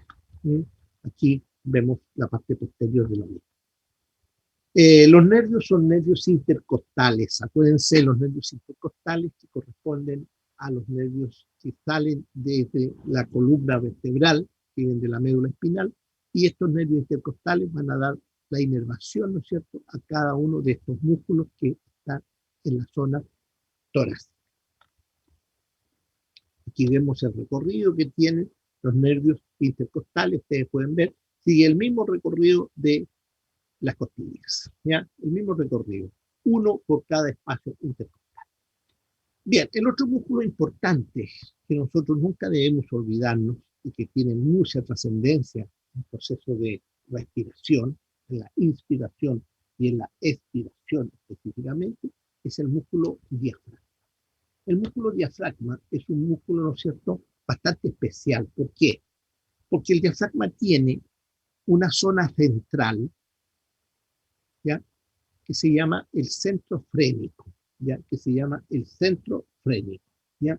Y este centro tendinoso, que es en realidad un tendón que está dentro, es un tendón intermedio, podríamos decir que está dentro, tiene una forma bastante especial, tiene 3 hojas, ¿ya?, como un trébol, como lo dijo su compañero, ¿ya?, una hoja anterior, una hoja derecha y una hoja izquierda, ¿ya?, 3 hojas como un trébol. Y el músculo propiamente tal, la parte muscular, está en la periferia, aquí. Todo esto que está aquí, periféricamente, todo esto que está de color café periféricamente, es realmente el músculo como tal. Es decir, el músculo diafragma es un músculo periférico. Y en el centro, ¿no es cierto?, va a tener un centro tendinoso. Un centro tendinoso que habitualmente nosotros lo llamamos centro frénico. ¿Bien? Es como la galea aponeurótica. ¿Se acuerdan de la galea? La galea tenía un músculo frontal aquí y atrás tenía un occipital. Pero entre los dos existía una aponeurosis, se llama la galea aponeurótica aquí en la cabeza. Ahora, aquí ocurre algo similar, pero con esta estructura que tiene una hoja anterior, ¿no es cierto?, una hoja derecha y una hoja izquierda. Veamos algunos detalles importantes sobre el músculo diafragma. Bien, el músculo diafragma tiene una cara que mira hacia el tórax. Esta es la cara superior, la vista superior. Ahora, si mira hacia el tórax, cierra completamente, ¿no es cierto?, la base del tórax. Por lo tanto, toma inserción en la parte anterior, en el proceso sifoide del esternón. Después, lateralmente, por todo el reborde costal, hasta que las costillas llegan a la columna. Y en la parte posterior toma, ¿no es cierto?, inserciones en la columna lumbar específicamente, que las vamos a ver enseguida. Por lo tanto, cierra absolutamente la comunicación entre lo que es tórax y abdomen, dejando solamente algunas puertas específicas, forámenes y hiatos específicos por donde van a ir pasando algunas cosas interesantes. Esta parte superior está relacionada con órganos torácicos importantes, que los vamos a ver ahora en el segundo reparto. En el centro y en la parte anterior, aquí, podríamos decir en la hoja anterior, aquí, miren, ¿qué es lo que vamos a encontrar? El pericardio, es decir, el corazón con su envoltura, está allí descansando sobre este diafragma. Es decir, allí el diafragma tiene una relación con el pericardio. ¿Ya? Y lateralmente el diafragma tiene relación, ¿no es cierto?, con los pulmones, con el pulmón derecho y con el pulmón izquierdo. Los dos pulmones, la base de los dos pulmones, también llegan abajo al diafragma, lógicamente envuelto por sus pleuras, como corresponde. El diafragma está envuelto por el pericardio. Las pleuras y el pericardio se toman una relación, ¿no es cierto?, muy cercana con el diafragma. Hay solamente un tejido fibroso muy delgadito, que es una fascia, ¿ya?, que separa, ¿no es cierto?, a estas estructuras. Entonces, nosotros vamos a tener esa relación importante por superior. Veamos ahora por inferior. Por inferior vemos que el diafragma se ve bastante, estamos viéndolo desde abajo, ahora hacia arriba, ¿no es cierto? Está la columna lumbar aquí. Y aquí vemos todo lo que está de color rojo corresponden a sus fibras musculares, ¿ya? Todo lo que está de color rojo corresponde a sus fibras musculares. Ustedes ven que por delante está el proceso sifoide, donde se toma la inserción, se insertan allí en el proceso. Lateralmente, todo lo que son los cartílagos costales y las costillas, las últimas costillas, ¿no es cierto?, donde toman su inserción en esta parte. Después vienen dos arcos asociados a dos músculos que están en la pared posterior, ¿ya? Un ligamento arqueado lateral, que es este que vemos aquí, y un ligamento arqueado medial, que es este que está aquí, ¿ya? Entonces, un ligamento lateral, por debajo de ese ligamento lateral, pasa este músculo. Este músculo se llama el músculo psoas mayor. Y por debajo de este ligamento medial, pasa otro músculo, que es el cuadrado lumbar. Entonces aquí vemos un ligamento lateral y un ligamento medial. Ahora, por delante de la columna, aquí arriba vemos otro ligamento que está pasando. Ese ligamento se llama ligamento arqueado mediano. Por eso yo al grupo le mandé a decir ligamento lateral, medial y mediano. Me presentaron solamente, me parece, el puro lateral y mediano, mediano. Pero ojo con esos detalles importantes. ¿Qué pasa por debajo del mediano? La arteria aorta. ¿Qué pasa por debajo del medial? El músculo cuadrado lumbar. ¿Y qué pasa por debajo del ligamento arqueado lateral? El músculo psoas mayor. Estos son, ¿no es cierto?, los ligamentos arqueados que va a tener el diafragma por la parte posterior. Bueno, eso se ve ahí claramente. ¿Sí? Entonces, vamos a ir viendo algunos detalles importantes. Aquí, por ejemplo, vemos el origen de sus fibras, ¿dónde? En el proceso sifoide. Bueno, ahí está el proceso sifoide. ¿Sí? Incluso aquí, lateralmente al proceso sifoide, pasa esta arteria. Esta es la arteria torácica interna y esta arteria se llama epigástrica superior y sigue su trayectoria. Y aquí viene la inserción del músculo diafragma en los cartílagos costales, que están inmediatamente por debajo, ¿no es cierto?, del proceso sifoide. Estamos hablando del octavo, séptimo, octavo, noveno, décimo, undécimo, ¿no es cierto? No, hasta el décimo, ¿no? Porque el undécimo y el duodécimo no tienen cartílago prácticamente porque son las vértebras, ¿no es cierto?, flotantes. Aquí vemos entonces la posición de ese músculo que se llama el músculo diafragma en esa zona. Ahora, no sé, por detrás, ustedes pueden ver por detrás, ¿qué vamos a tener? Vamos a tener que en la parte posterior se insertan a través, creo yo que la otra diapositiva a lo mejor, esta mejor, a través de estos dos pilares. Hay dos pilares, pilar derecho y pilar izquierdo. Estos dos pilares se prolongan, ¿no es cierto?, hasta la cara anterior de las vértebras lumbares. El derecho es mucho más bajo, cuarta, tercera, segunda, ¿no es cierto? En cambio, el izquierdo es más pequeño, hasta la primera, segunda y a veces tercera vértebra, cara anterior. Ahora, esta es la inserción, ¿no es cierto?, lumbar que tiene entonces el músculo diafragma. Y el resto corresponde a la inserción costal y acá a la inserción esternal. Este músculo diafragma tiene que dar paso a ciertas estructuras que unen el tórax y el abdomen. Y estas estructuras son tres, las más grandes, digamos. Hay otras más pequeñas, pero las más grandes. Una es la vena cava inferior. Aquí vemos la vena cava inferior. Fíjense en el detalle importante aquí. La vena cava inferior atraviesa ¿qué cosa? Atraviesa este centro tendinoso, este centro frénico, ¿ya? Es decir, la vena cava inferior pasa por la parte tendinosa. Y ustedes saben que el tendón no tiene contracción, por lo tanto no se cierra ni se abre, se mantiene siempre del mismo lumen.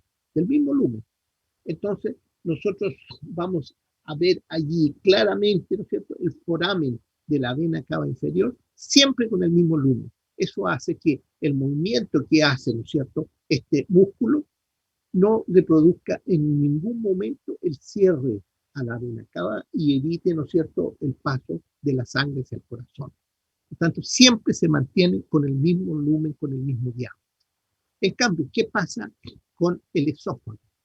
El esófago se llama hiato esofágico, porque es más aplanado, no es tan redondo, y está rodeado por el pilar derecho.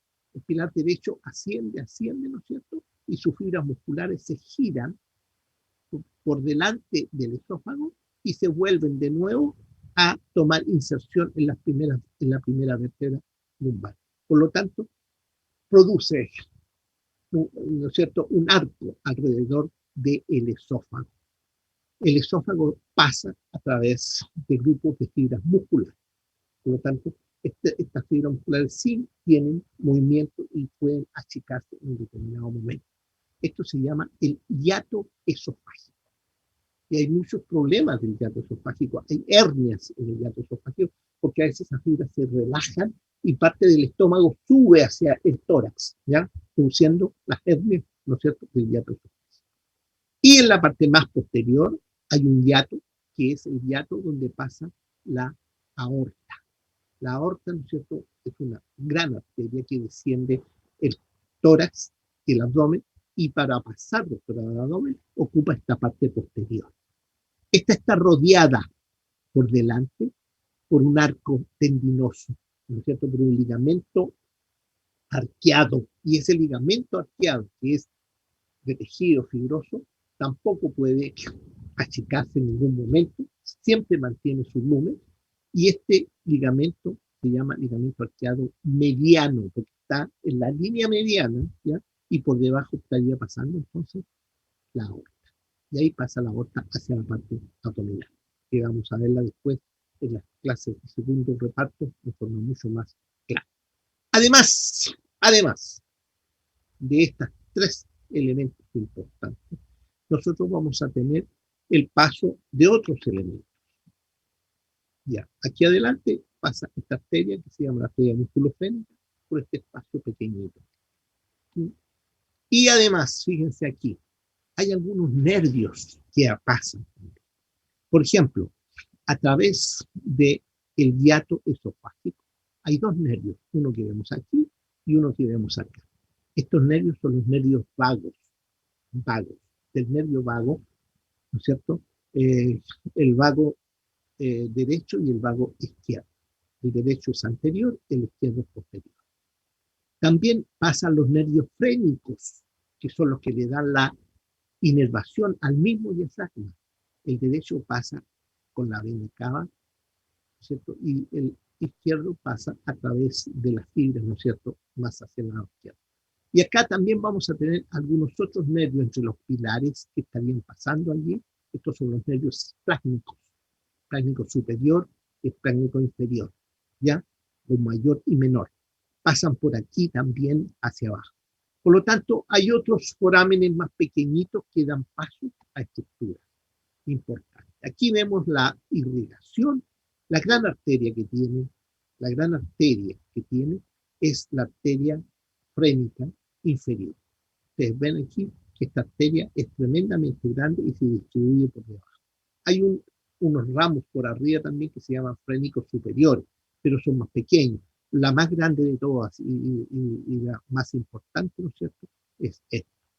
Además, por el hiato de la aorta pasa esta estructura de color verde que tenemos aquí atrás, que no es otra cosa que se llama el conducto torácico, que es el conducto linfático más largo y más importante que tenemos dentro de nuestro cuerpo, que asciende por allí y lateralmente pasan las venas ascendentes, lumbares ascendentes que atraviesan.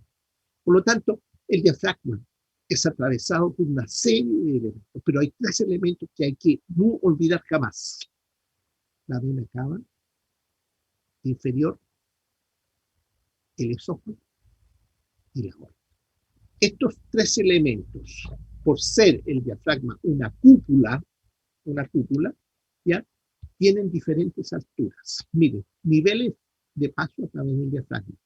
La vena cava inferior pasa más o menos a nivel entre T8 y T9. Ahí está T8 y ahí está T9. Aquí, a ese nivel más o menos, pasa ¿quién? La vena cava inferior, desde el abdomen al tórax, porque va subiendo la sangre.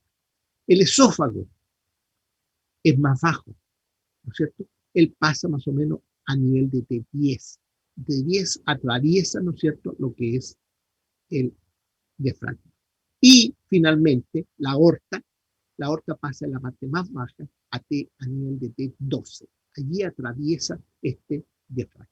Por lo tanto, cuando nosotros vemos el diafragma, tenemos que pensar en que el diafragma, ¿no es cierto?, no tengo una foto aquí, pero es una cúpula, ¿no es cierto?, derecha e izquierda. Acuérdense que al lado derecho, la cúpula derecha es un poquito más alta que la izquierda. ¿Por qué? Porque debajo hay un órgano, y ese órgano que está debajo de la cúpula no es el riñón, es el hígado. El hígado es el que está. El hígado es grande, y eso levanta un poquito más la cúpula derecha. En cambio, al lado izquierdo vamos a encontrar el vaso, esencialmente, y parte del estómago. Es mucho más bajo. Por lo tanto, la cúpula derecha es más alta, la cúpula izquierda es un poquito más baja, ¿ya? Y los elementos que atraviesan aquí ya los tenemos en la vista que hemos escrito. Ese es el músculo diafragma. El diafragma entonces sube y baja, sube y baja. Es como un diafragma de una bomba que hace este movimiento creando la presión negativa cuando baja, y cuando sube, echa fuera el aire, ¿cierto?, crea una presión hacia afuera el aire externa. En cambio, cuando baja, el aire ingresa porque se crea una presión negativa dentro. Bien, eso es tórax. Veamos abdomen. El abdomen es una zona bastante más amplia, más grande que el tórax, porque los órganos que están ahí son muy importantes, y va a tener dos tipos de músculos. Músculos que están en la parte anterior, por delante aquí, ¿ya? Estos músculos están como metidos en una bolsa, en una vaina que va desde arriba a abajo. Y esto es interesante e importante, la vaina del tórax. Y ahí hay dos músculos que son músculos largos. Estos músculos que están aquí se llaman músculos largos, ¿ya? Los que están dentro de esta vaina, ¿no es cierto?, que está aquí. Y esto que está más lateral, que son los músculos anterolaterales, se llaman los músculos anchos del tórax. Entonces vamos a tener los músculos largos por delante y los anchos por lateral. Fíjense, aquí tenemos el tórax y los músculos largos están aquí, entre lo que es el esternón, las costillas y el pubis abajo, ¿ya? Ahí van, ahí en ese sentido estos músculos, que es el músculo, ¿cierto?, anterior, recto anterior del tórax, y aquí lateralmente van a estar los músculos anchos. Veamos la posición de estos músculos. Aquí ustedes pueden ver la transparencia del músculo, ¿no es cierto?, el recto anterior del abdomen. Este se llama recto anterior del abdomen. Costillas, esternón y pubis abajo. Aquí ven los dos rectos anteriores del abdomen. Estos rectos anteriores del abdomen son los que lentamente en nuestra vida, ¿qué va sucediendo con ellos? Se van relajando, ¿ya? Y cuando se van relajando, ¿qué va sucediendo? Nos va apareciendo una protrusión en la parte anterior del abdomen, es decir, nos está saliendo guatita en nuestras cosas, ¿ya? Y además que comemos harto, se nos acumula grasa allí, entonces cada vez va aumentando más, y nosotros parecemos embarazados, digamos, los hombres, ¿no? Entonces, ¿qué sucede allí? Estos músculos tienen que mantenerse siempre, ¿no es cierto?, con un alto tono. Y muchos hacen muchos ejercicios, ¿no es cierto?, para mantener el tono. Este músculo, que lo vemos aquí, está cerrado o está metido dentro de un conjunto de estructuras que forman una vaina, y esta vaina está formada por aponeurosis que pasan por delante, ¿ya?, y aponeurosis que pasan por detrás. Esta situación es una situación muy especial en esta zona.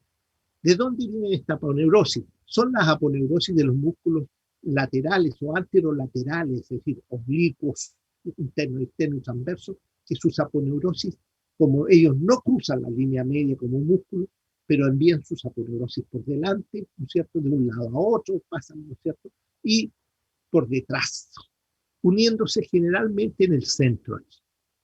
Esta unión central de las aponeurosis, tanto anteriores como posteriores, forma una línea que se llama la línea alba. La línea alba, aquí está anotado, línea alba, ¿se dan cuenta? Es la unión de las aponeurosis. Y aquí vemos un músculo, ¿no es cierto?, recto anterior, ¿ya? Y aquí vemos el otro músculo. Y todas estas aponeurosis corresponden a quién? Al músculo oblicuo externo, estas que están más superficiales, después viene la que está debajo, que tiene esta otra dirección, que es la del oblicuo interno, y las que están más profundas, músculo transverso, ¿ya? Bien, veamos cómo es la situación aquí, cuál es la disposición de los músculos y de las fascias abdominales o de las aponeurosis abdominales. Ustedes pueden ver que por delante hay un músculo, que es el único músculo que vemos por delante, que es el músculo recto anterior. Pero por el lado hay uno, hay dos y hay tres. Hay tres músculos aquí, ¿ven? 1, 2 y 3. Entonces, cuando estos músculos terminan aquí, antes de llegar a tocarse con el músculo anterior, ellos envían su aponeurosis, algunas por delante y otras por detrás. Sin embargo, aquí hay que hacer alguna característica y una disposición especial que vamos a irlas viendo enseguida. Miren, esta estructura que vemos aquí es la vista por delante de estas aponeurosis y forman lo que llamamos vaina del recto del abdomen. Es decir, el recto del abdomen está metido dentro de este cartucho, que es una vaina, ¿ya? Y lateralmente vemos aquí el músculo oblicuo externo del abdomen. Fíjense y pongan atención en la dirección de las fibras del músculo externo del abdomen. Tienen la misma dirección que el músculo intercostal externo, la mano metida en el bolsillo del mismo lado, ¿ya? Sus fibras son hacia abajo y hacia adelante. Miren, esa es la dirección del músculo oblicuo externo del abdomen, ¿ya? Aquí tenemos este músculo recto. Este es poligástrico. Poligástrico. ¿Por qué? Porque tiene un vientre, tiene dos vientres, tiene tres vientres, tiene cuatro vientres, unidos por tendones intermedios. Por lo tanto, es un largo músculo poligástrico, se llama músculo recto del abdomen, pero está metido dentro de una vaina, y esa vaina es una vaina aponeurótica, ¿ya? Ahora, cuando nosotros sacamos el externo, el músculo oblicuo externo, por debajo vemos aquí este otro músculo. Miren, ahí están las fibras. Este músculo se llama oblicuo interno. Y el oblicuo interno, para que ustedes no se olviden, tiene la disposición de sus fibras igual al músculo intercostal interno. Es como cuando nos metemos la mano al lado opuesto. Por lo tanto, ese detalle se continúa aquí, ¿no es cierto?, en el abdomen. Aquí está la vaina abierta por delante. Aquí abrimos la vaina abierta por delante, ¿no es cierto? Y vemos todo el músculo largo que corresponde al músculo recto del abdomen. Ahora, si vamos a la parte inferior de la vaina, dentro todavía de la vaina, encontramos este musculito que vemos aquí. Miren, chiquitito, que aquí se lo voy a mostrar más grande. Este musculito. Y este musculito se denomina el músculo piramidal. Piramidal, esta es una vista muy cercana al piramidal. Este es el músculo recto, ¿no es cierto? Y este es el piramidal. Está fijo en el pubis y hacia arriba, ¿hacia dónde se fija? El músculo piramidal toma inserción en esta línea mediana que está aquí, donde las aponeurosis se cruzan como tal, que se llama la línea alba. Y esta línea alba, entonces, tomada por el músculo piramidal abajo y estirada hacia abajo. Por lo tanto, este músculo piramidal tira la línea alba esencialmente. ¿Ya? Ahí vemos el músculo piramidal. Ahora, por debajo del músculo oblicuo, ¿no es cierto?, que era el segundo músculo, existe un tercer músculo mucho más desarrollado, ¿no es cierto?, ¿ya?, pero que en realidad sus fibras no son ni hacia abajo y hacia adelante, ni hacia abajo y hacia atrás, sino que son transversas, son así. Aquí las vemos, miren la dirección de sus fibras. Estas fibras transversas forman un músculo profundo que se llama el músculo transverso del abdomen. Todos estos músculos, estos tres músculos, el oblicuo externo, el oblicuo interno y el transverso, nunca llegan, ¿no es cierto?, a la línea mediana por anterior, sino que llegan generalmente a la parte lateral del músculo, ¿no es cierto?, recto del abdomen. Y lo que sí llega a la parte mediana son sus aponeurosis, que se proyectan por delante y por detrás. Ahora, esa proyección por detrás es la que vamos a echar una miradita en forma especial. Aquí vemos la inervación del abdomen, ¿no es cierto? Los músculos intercostales inervan prácticamente casi todo el abdomen, excepto la parte más inferior, donde está una rama del plexo lumbar, en este caso, ¿no es cierto?, el nervio ilio hipogástrico, que estaría dándole la inervación a la parte más inferior del abdomen.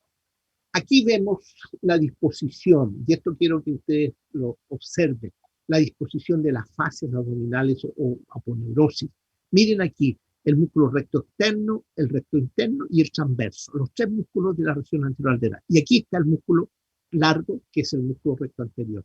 Sus fascias pasan por delante, ¿no es cierto? La del recto, la del oblicuo externo por delante del recto. La del oblicuo interno, la mitad por delante y la mitad por detrás. Y la del transverso, todas por detrás. Formando entonces esta vaina por donde recorre, ¿no es cierto?, el nervio dentro y forrado por delante y por detrás por esta aponeurosis. Pero ¿qué pasa en la parte inferior, en el cuarto inferior de nuestro abdomen? Todas las vainas aponeuróticas pasan por delante. ¿Se dan cuenta? Miren, todas pasaron por delante aquí. Aquí no, aquí pasaban por detrás. Aquí todas pasan por delante. Por lo tanto, la parte posterior queda débil. Una fina fascia, la fascia transversal que se llama, que viene del músculo transverso, ya pasa por detrás, muy delgadita.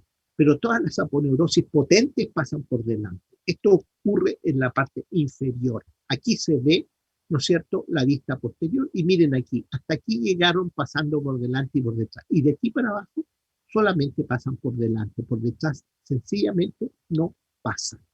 ¿Ya? Entonces, eso es muy, muy importante. ¿Por qué? Porque allí es donde se producen las hernias. Las hernias inguinales, ¿ya? Es decir, ahí salen, ¿no es cierto?, a través de este sector salen las estructuras hacia el exterior. Aquí está la vista posterior. Miren la vista posterior. Estamos dentro del abdomen mirando hacia adelante. Vemos el ombligo. El ombligo es la cicatriz umbilical que está justamente en la línea mediana. Ahora, aquí todas las fascias están pasando por detrás. ¿Se dan cuenta? Por detrás, por detrás, por detrás. Hasta aquí. Hasta aquí llegaron por detrás. Y de aquí para abajo no hay fascias por detrás. Solamente una membrana muy delgadita que es la fascia transversal. ¿Ya? Y aquí está el punto débil. Este sería el punto débil de esta parte. Ahora, aquí en la parte inferior, nosotros vamos a encontrar una serie de estructuras que son importantes. Primero, el peritoneo que está cubriendo todo esto. Ustedes pueden ver, está cubriendo todo esto. Aquí se ve el músculo recto posterior, recto del abdomen, y aquí se ven los laterales. Y aquí pasa una serie de estructuras importantes. Aquí hay que hablar de algo interesante. Un canal que se forma a través de los músculos de la pared anterolateral. Y este canal se llama canal inguinal. Y este canal inguinal, ¿qué es lo que es? Es como un tubito pequeño. Pero ese tubito pequeño que se llama canal inguinal es un tubo hecho por los mismos músculos. No tiene paredes propias. Y al no tener paredes propias se habla de canal. Tiene un anillo interno y un anillo superficial. ¿Ya? Un anillo inguinal profundo, que sería el que está por dentro, que ingresa al interior del abdomen, y un anillo inguinal superficial, que está por fuera, que va hacia la región superficial. Por lo tanto, por esta estructura que se denomina entonces canal inguinal, ¿no?, que lo vemos aquí de color verde, aquí esencialmente ya está dada por los músculos, el oblicuo externo, el oblicuo interno, ¿no es cierto?, el ligamento inguinal, la fascia transversal por detrás. Todas estas estructuras son los límites de ese canal inguinal. Y ese canal inguinal, con sus dos anillos inguinales, profundo y superficial, da paso a qué cosa. Aquí está el superficial, ahí vemos el anillo superficial, ¿no es cierto? En este otro veíamos acá el anillo profundo, ¿ya? Da paso a unas estructuras importantes. En el hombre da paso al cordón espermático. Miren, ahí va el cordón espermático. Aquí está el canal abierto. Y por el hombre, en el hombre pasa el cordón espermático, es decir, pasa el conducto deferente, la arteria testicular, ¿no es cierto?, las arterias deferenciales, las arterias cremastéricas, los nervios, etcétera, etcétera. Todo lo que es el cordón espermático que viene desde el testículo y que se mete al abdomen, entra por esa estructura que se llama canal inguinal. Y en la mujer, aquí vemos, ¿no es cierto? Miren, este es el cordón espermático y se metió al canal inguinal y entró hacia adentro. Por lo tanto, en el hombre el contenido del canal inguinal es el conducto espermático. ¿Ya? Eso es lo que pasa a través. Este conducto espermático tiene, ¿no es cierto?, el conducto deferente tiene una porción que se llama la porción inguinal, que la vamos a ver después en la parte genital. Y en la mujer pasa un ligamento. Cuando la mujer no tiene esta estructura, pasa un ligamento que se llama ligamento redondo. Ligamento redondo. Ahora, como es un tubito, ¿no es cierto?, un tubo sin paredes propias, por eso se llama canal inguinal, muchas veces por allí pueden pasar vísceras. Y allí se producen, ¿no es cierto?, las famosas hernias inguinales, ¿ya? Que es importante. Aquí está el anillo profundo, miren, este es el anillo profundo que se ve desde dentro, esta es su sección interna. Ahí está el músculo recto, ahí están los músculos oblicuos, ¿ya? Bien, esa es la importancia que tienen los músculos abdominales y las hernias, ¿no es cierto?, inguinales, que son muy frecuentes en la población. Por detrás ahora el abdomen, ¿qué es lo que tiene? Dos músculos que tiene. El cuadrado lumbar, que es este que está lateralmente aquí, y medialmente el psoas mayor. En la parte superior se ve como psoas mayor y generalmente por delante el psoas menor, que es un musculito que a veces está, otras veces no está, ¿ya? Ellos cierran la región posterior del abdomen, ¿ya? Ellos cierran. Ahora, el psoas mayor se une con el ilíaco que está en la pelvis y forman un músculo que se llama iliozoas. La unión del psoas mayor con el ilíaco forman el músculo iliozoas. El músculo de iliosoas no es otro músculo, sino que es la unión de dos músculos, el psoas mayor y el iliaco. Y ese se llama iliosoas, ¿ya? Y el otro se llama cuadrado lumbar, que es el que está cerrando por detrás. Entonces, ahí vemos el psoas mayor y el cuadrado lumbar, y aquí vemos el ilíaco, ¿ya? El plexo lumbar, es decir, las fibras nerviosas del plexo lumbar siempre están en relación con el psoas mayor. Psoas mayor es el músculo satélite de estas zonas. Bien, cuando vamos a la pelvis ahora, a la pelvis vamos a encontrar nosotros que la pelvis tiene lateralmente, esencialmente, tejido óseo, que es el hueso coxal, ¿no es cierto?, por lateral y por anterior, y por detrás el hueso sacro. Hay algunos músculos que están allí, que son más que nada músculos del miembro inferior. Está el piriforme, está el obturador interno, que están en las paredes. Pero lo más importante está en el piso, abajo. ¿Por qué es tan importante el piso? Porque para nosotros es importante el piso. Si no tuviéramos un buen piso, no iríamos a fondo. Y ese piso pélvico, lo estamos viendo de dentro de la pelvis, está constituido por tres capas. Una aquí, una intermedia y otra acá. Por lo tanto, una, dos y tres capas serían las que constituyen lo que es el piso. Visto desde arriba, ¿ya?, la capa más profunda se llama diafragma pélvico. Diafragma pélvico. ¿Y cómo está constituido el diafragma pélvico? Por dos músculos. Este músculo que está aquí, el de mayor tamaño, que se llama el músculo levantador del ano. Levantador del ano.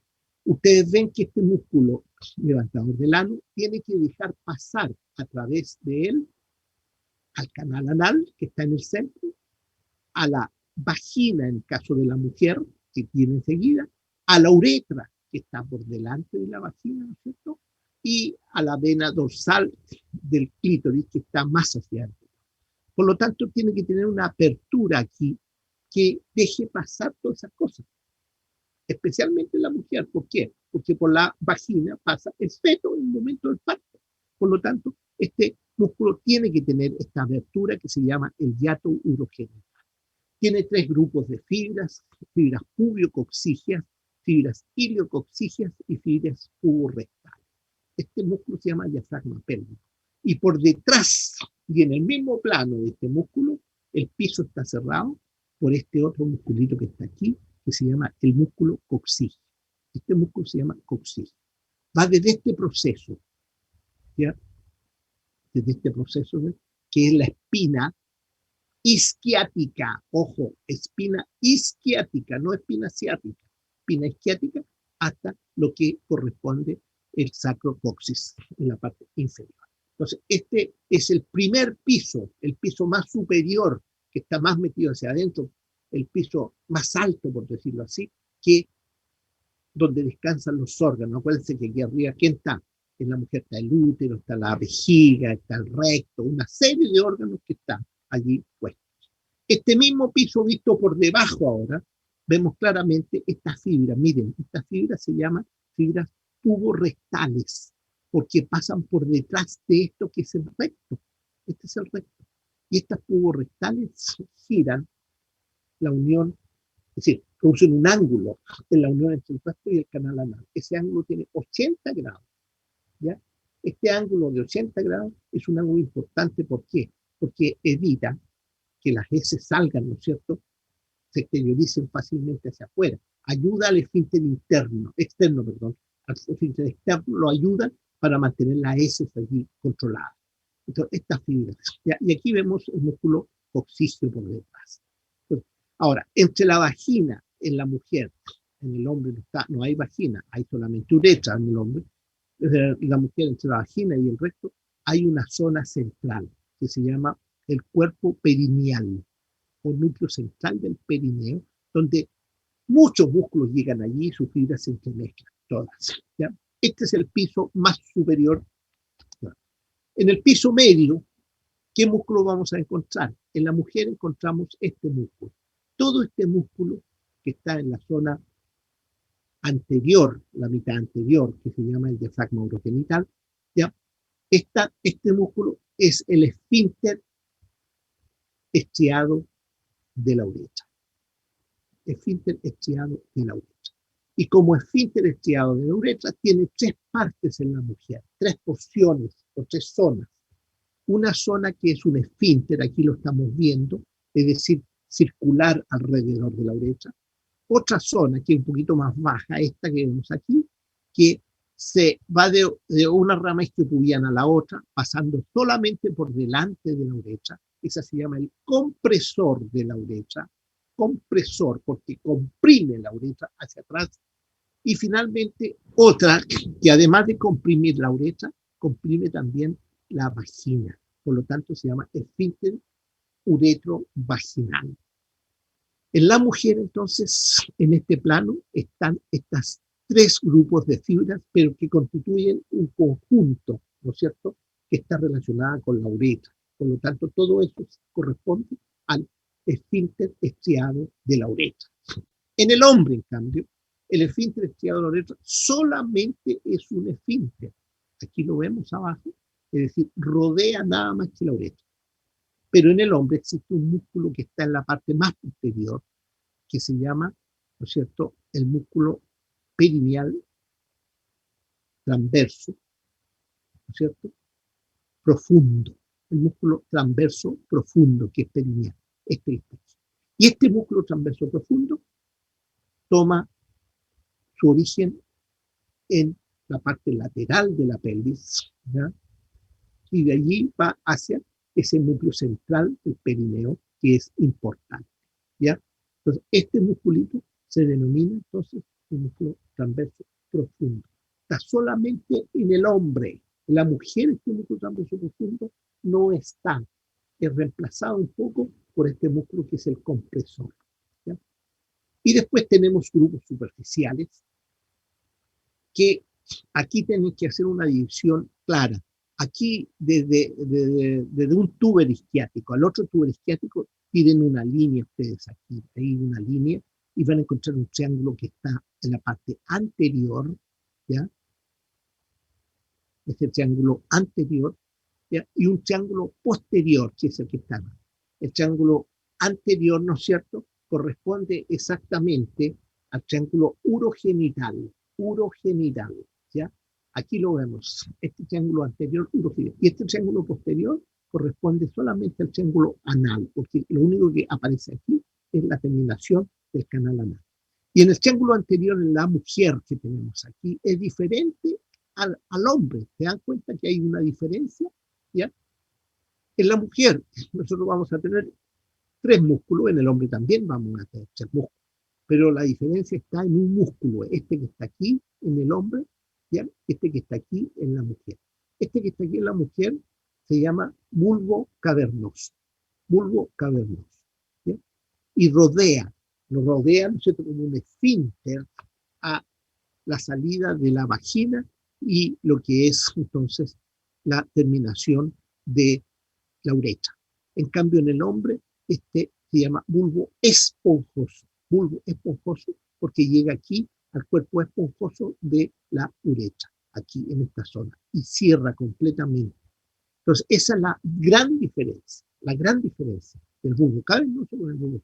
Los demás son los mismos. El isquio cavernoso lo vemos aquí lateralmente, siguiendo las ramas isquiopubianas. Acá está lo mismo, el isquio cavernoso siguiendo las ramas isquiopubianas. Y este otro que vemos aquí se llama el transverso superficial, que tanto en la mujer como en el hombre se ven perfectamente llegando a esta zona central, que es el núcleo central del perineo, ¿no es cierto? Ese centro tendinoso del perineo o cuerpo perineal.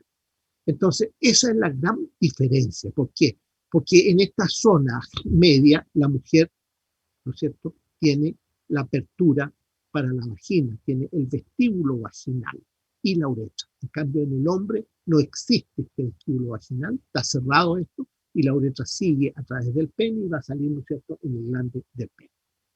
En la parte posterior, un músculo solamente superficial, que es este que vemos aquí, que es el mismo tanto en la mujer como en el hombre, que se llama el esfínter externo del ano. Esfínter externo del ano, que sirve para cerrar, ¿no es cierto?, la apertura inferior del canal anal en el momento, ¿no es cierto?, de la retención de las heces.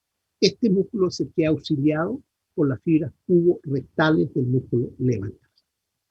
Bien, recuérdense que aquí existe una inervación metamérica, como anillada, como una lombriz anillada tenemos, ¿no es cierto?, nuestra relación. Y aquí tenemos, ¿no es cierto?, todos los niveles de T2, T3, T4, T5, T12. Y el último L1. Y el L1 corresponde al músculo ilio-hipogástrico, que es un músculo, ¿no es cierto?, que es un nervio, perdón, un nervio venido desde el plexo lumbar. Bien, jóvenes, esto es lo que yo tenía que hablar con ustedes. Espero que les haya quedado claro, por lo menos todo el repaso que hicimos, ¿no es cierto?, les haya aclarado mucho más la película en relación al tema presentado por sus compañeros. ¿Alguna duda, alguna pregunta, algo que agregar? Quiero que por favor digan por lo menos que existen. Veo al Nico ahí, Nico Marín está perfectamente visible ahí, pero ahora veo a Sebastián allá, ¿no es cierto? ¿Quién más veo? Allí apareció Álvaro también. Qué bueno que aparecieron jóvenes porque pensé que estaba hablándole solo al Nico ahí, ¿no? Bien, Christopher, hola, ¿qué tal? ¿Cómo estás, Christopher?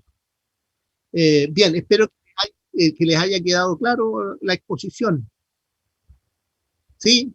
¿Quedó claro o no? Sí, se complementó bastante. Ya. Yo voy a pedirle al grupito que me envíe, por favor, el grupo anterior, entre paréntesis, el grupo de la señorita Stephanie Bonometti. No me ha mandado, ¿no es cierto? No me ha mandado todavía el PPT que presentó. Ahora, Profe, el grupo que presentó hoy día, por favor, mándeme el PPT para subirlo al campus virtual, ¿ya? Tienen que mandar el PPT para subirlo al campus virtual. Sí, ¿quién le habla?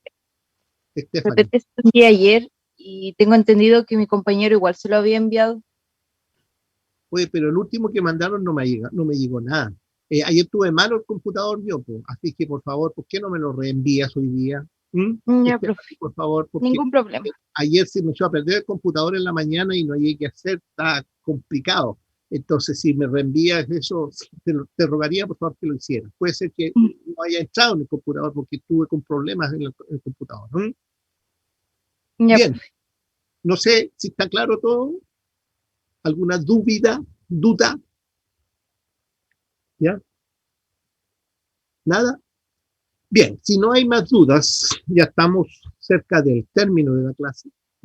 Faltan 15 minutos todavía, pero recuérdense que el lunes tenemos miembro superior, músculos del miembro superior. ¿Ya? El grupo de músculos del miembro superior ya tendría que tener más o menos listo el paper, el PPT, perdón, que va a presentar. Y el miércoles tendríamos el último grupo, que sería músculo del miembro inferior.